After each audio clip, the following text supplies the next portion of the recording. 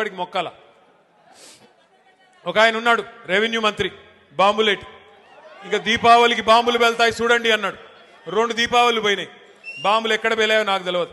ఈయన గారు పోయి మాత్రం అదాని కాళ్ళు పట్టుకొని, మోడీ కాళ్ళు పట్టుకొని, ఆయన ఇంటి మీద ఈడీ రేడ్ అయితే మాత్రం కాళ్ళు పట్టుకొని మీ బీజేపీలో చేరుతాను, దండం పెడతాను, నా మీద కేసు పెట్టకండి అని చెప్పి సిగ్గు లేకుండా బీజేపీకి మోకరిల్లి ఇవాళ కేసు మాఫీ చేయించుకుంటా ఉన్నాడు.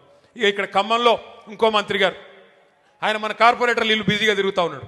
కార్పొరేటర్ల ఇంటి చుట్టూ తిరుగుతూ ఇవాళ నేను ఇక్కడికి వస్తున్నా అంటే ఒక 3 కార్పొరేటర్లు వేసుకొని పోయి రేవంత్ రెడ్డి కాడ కూర్చోబెట్టిండట. ఒకటి మాత్రం నేను పక్కాగా చెప్తున్నా, మంత్రి గారు ప్రజలు అనుకుంటే మీరు ఎంతమందిని ఎత్తుకొని పోయినా నువ్వు పీకేదేమి ఉండదు. ప్రజలు అనుకుంటే పెద్ద పెద్ద వాళ్ళని ఇంటికి పంపించారు, నువ్వు ఎంతమంది నన్ను ఎత్తుకొని పో పర్లేదు, బంగారం లాంటి కొత్త వాళ్ళని తయారు చేసుకుంటాం, కొత్త యువతకి అవకాశం ఇవ్వాలని చెప్పి కూడా నేను పువ్వాడ అజయ్ గారిని కోరుతా ఉన్నా. కొత్త వాళ్ళకి అవకాశం ఇవ్వండి. బంగారం లాంటి నాయకులు ఉన్నారు, మనకి చాకులు లాంటి పిల్లలు ఉన్నారు, అవకాశం ఇవ్వండి. వాళ్ళే మరి కొత్త కొత్త నాయకులుగా ఉద్భవిస్తారు.